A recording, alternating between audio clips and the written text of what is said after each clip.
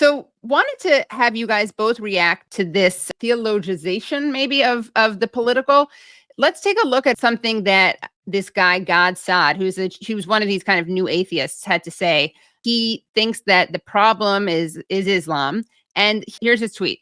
Judaism is a non-proselytizing religion. It is literally forbidden to convert others. And when non-Jews seek to convert to Judaism, it is incumbent to make it as difficult as possible for them as a test of the purity of their spiritual path. Islam is a proselytizing religion. It seeks to convert the entire globe under the one unifying flag of Allah. It is a fundamental doctrine of the faith. This is why it only takes the public proclamation of a single sentence and you are Muslim. This doctrinal difference has real consequences. There are only 15 million Jews and 125 times more Muslims in the world. From a marketing perspective, Islam is exceptionally successful. Judaism is not. Hence, if you are non-Muslim, you may not care about Islam, but it cares about you greatly. The live and let live motto is one that the West might live by, but this does not mean that this mindset is reciprocated. There is not a single syllable in what I just wrote that is debatable. It is as veridical as the existence of gravity. Think hard before you cast your support one way or the other. But Mouin, you had the bravery of challenging this man who presents himself as so beyond reproach. You wrote, clueless imbecile has yet to be informed that in the ancient world, proselyte literally referred to a convert to Judaism, that the Edomites who produced Herod, who built the Second Temple, were forcibly converted to the Jewish faith, and that conversion to Judaism by Gentile spouses, as at the initiative of either the Gentile or Jewish spouse, has become a common practice. How can anyone be so smugly idiotic to conclude a paean to their own ignorance with the there is not a single syllable in what I just wrote that is debatable? And we also have a clip of Gad on Piers Morgan. Let's take a look at this. Well, if Christians were going around right now quoting passages from the New Testament and committing 46,000 plus terror attacks in nearly 70 countries since 9/11 alone, then I would say we need to worry about those texts. If they were Talmudic extremists doing that, then we would worry about that. Look, Deuteronomy has a lot of nasty things. Find the Amalekites and kill them. But I don't know many guys called Mordechai Rubenstein looking for Amalekites to kill them. So, common sense matters, right? So speaking of common sense mattering, I found someone who's talking about Amalek. Let's take a look at Benjamin Netanyahu. Must remember what Amalek has done to you, says our Holy Bible, and we do remember, and we are fighting. Our brave troops and combatants who are now in Gaza or around Gaza and in all other regions in Israel are joining this chain of Jewish heroes, a chain that has started 3,000 years ago from Joshua ben Nun until the heroes of 1948, the Six-Day War, the 73 October War, and all other wars in this country. Our hero troops, they have one supreme main goal: to completely defeat the murderous enemy and to guarantee our existence in this country. We've always said, never again. Never again is now. So besides being a disgusting perversion of never again, just for context, this is from Samuel, verse 15:3. It says, now go and smite Amalek and utterly destroy all that they have and spare them not, but slay both man and woman, infant and suckling, ox and sheep, camel and ass. It's just rich because this guy Gad Saad is saying that no one is weaponizing Judaism the way that they're weaponizing Islam in a dangerous way. And he literally chooses an example of something that Netanyahu had himself done. Mouin, what is your response to this? Well, I'd just like to start by saying I've actually never had an exchange with this particular character. Hopefully it'll remain that way because he's just so off the wall. I think he's trying to achieve several things. First of all, by making these claims about, it's impossible to convert to Judaism, and if you try, everything possible will be done to prevent you from doing so. The subtext here is really an argument about, racial purity and racial superiority with some very dark echoes of the past. That's what I think his underlying purpose is.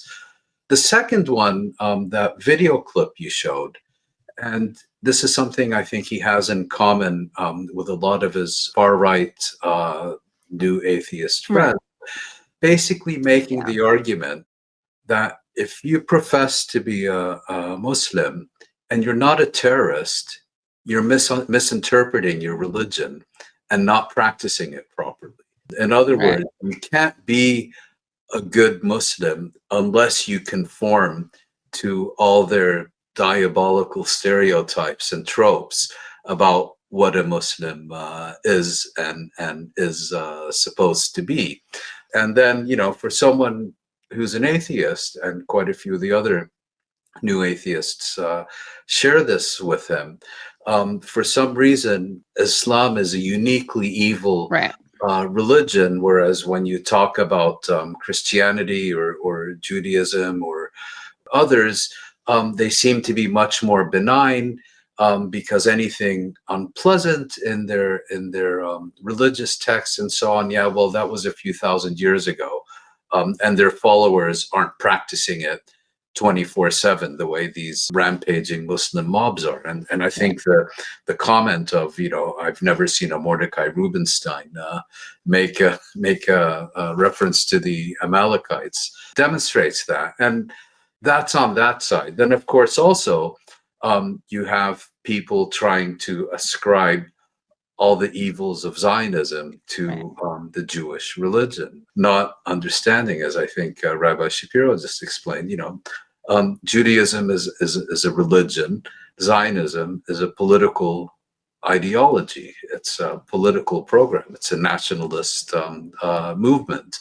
And Zionism, by claiming to be the embodiment of the Jewish people and presenting itself as the logical culmination of what being Jewish is in the modern world, has, of course, contributed to this misunderstanding. But nevertheless, I think people do have a clear responsibility to understand the distinction between a religion and a nationalist political ideology, and not confuse the one with the other. So just, you know, this very offensive idea that, oh, if you're not trying to behead your next door neighbors, you're not let me explain your religion to you so that you do it properly. And similarly, ascribing the most objectionable aspects of Zionism or Israeli policy to Judaism. Well, you know, what about Christian Zionists, who are much greater in number, and the growing number of Muslim Zionists or Arab Zionists, for that matter? I don't even know where to begin. First, regarding the proselytizing, well, it's true that Jews don't proactively try to convert people to Judaism. I need to explain why that is. The reason is because according to Judaism, everybody in the world is obligated to serve God. Now, if you're an American, you refer to God as God. Ashkenazi Jews, religious ones, refer to him as Hashem. And my Sephardic friends from Syria refer to him as Allah. Sephardic being, that's Sephardic, right? It's from Middle Eastern Jews. Like Syrian, Mizrahi? Moroccan. What? Is it Mizrahi? That's a new word for them, but Spain is technically Sephardic, and that's not in the East. So I'm going to stick to the traditional description of them, the Sephardic Jews. Everybody in the world is obligated to serve God, each person according to the commandments that God gave him. The way we serve God is by fulfilling the commandments that he gave. Everybody in the world, most people in the world, have 7 commandments. Basic: you can't kill, you can't steal, you can't worship idols, you have to set up a system of law. Doesn't have to be a particular system as long as it's a just system. You cannot, technically, this is one of them, rip a limb off a live animal and eat it without first killing the animal, etc. That's nice. That's the entire world is obligated to fulfill those 7 commandments. And if you do, you get rewarded by God for doing so. There is a certain group of other people who are commanded to fulfill 613 commandments, not 7. Those people were accepted the Torah. Torah means for our practical purposes here, the set of those 613 commandments and thousands of sub-commandments at Mount Sinai, as in the story in Exodus and Deuteronomy. Those people then became commanded to fulfill those 613, the short word for people who are obligated to fulfill the 613 are Jews. You could become a Jew. It's not true that it's prohibited to convert people. We have converted people many times. Some of our greatest sages and even prophets were converts. And the most famous convert today in the world is probably Donald Trump's daughter. Or Sammy Davis Jr., as Mark Lamontel depends how old you are, right? Now, in order to become valid converts, according to Orthodox Judaism, you have to accept the 613 commandments, because that's the definition of a Jew. If you want to convert and just become a Jew and not fulfill the commandments, being not religious, there's no point. It means you don't even want to be a Jew. Right. And if you want to get these 613 commandments, those are much more responsibilities. Jews have responsibilities. It's not doing anybody a favor to convert them to Judaism if they're not going to uphold their responsibilities. We have a completely different lifestyle than the average law-abiding, let's say, Muslim who fulfills the 7 Noahide laws. We have to eat kosher food. I can't work on Shabbos. I don't text you on Shabbos, Katie, if you notice. Sorry about that. I'm trying to get more mindful. That's all right. No, I'm not telling you. Yeah. I just fulfill my commandments. Course, yeah. It's a completely different lifestyle. And once you convert into Judaism by Jewish law, you cannot convert back out. It's like joining the French Foreign Legion. You're there for life. Okay. And therefore, you're not doing anybody a favor. You could remain a Gentile, a non-Jew, serve God with the 7 commandments, and you're fine. No problem. But if you do want to step up and get more responsibilities, and yes, commensurate with the responsibilities is reward, as always. But if you're not going to do the job, it's better for you to be a Gentile. Right. And therefore, we have to make sure, are you sincere about this? Are you serious about this? So we do go through a process of screening just for sincerity. But again, somebody who is sincere, they could rise to the highest ranks of our people. King David is the descendant of Ruth, the Moabite woman who, as the book of Ruth says, converted to Judaism. Now, let's get to Amalek, because that's probably more important. Zionism in general took Judaism and emasculated it, destroyed it, ripped out all spirituality. That was the goal of Zionism, and instead transformed it into something political. It changed the spiritual into the political, the spiritual into the material, into the physical, and the relationship between Judaism and let's say the Jewish symbols and the so-called Judaism that the state of Israel or Zionism uses is comparable to the Thor the thunder god as worshipped by the Scandinavian people versus Thor the thunder god as portrayed by Stan Lee. Okay, one is a comic book character and one is a deity. It's the same thing. What they did to Judaism is what Stan Lee did to the religion of the Scandinavians. Okay, so yes, they'll have the symbols, they'll have the words, and there's a reason for it. If you want, we could talk about it later.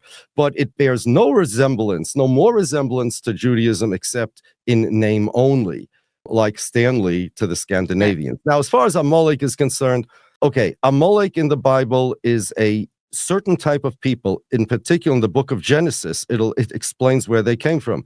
They are grandchildren, descendants of Esau, the brother of Jacob, who, by the way, disqualifies all Arabs from being Amalek, because Abraham had a son, Yitzchak, Isaac, who the Jews come from, and then he had another son, Yishmael, who the Arabs come from. That's the Judaic belief.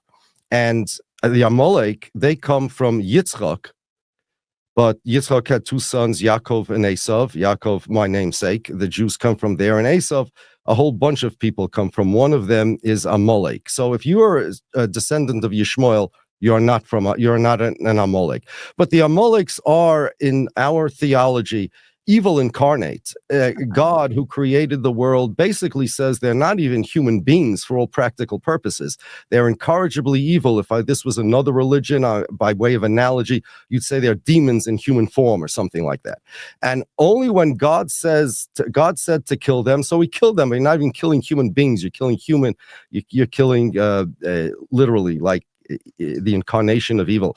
Today, we have no way to identify anybody as Amalek. Nobody, Right. zero. That not at all. We had these people are unidentifiable, these demons, whatever you want to call them. And Netanyahu just made it up, pulled it out of his hat, that he decided the Palestinians are Amalek. First of all, it's not even possible. The Palestinians consider themselves, and I know there are Christians among the Palestinians, etc., but in general, if the Arabic people consider themselves descendants of Yishmael, it is mathematically impossible for them to be Amalek. But I don't even need to get into that. All I need to say is that Netanyahu invented that out of his hat because the state of Israel takes the place of God. And whereas evil incarnate, the enemies of God, the antithesis of godliness is embodied in Amalek, to Zionists, the embodiment of evil is someone who's the antithesis of the state of Israel. Right. Right. So literally just making a comic book character out of the entire theology.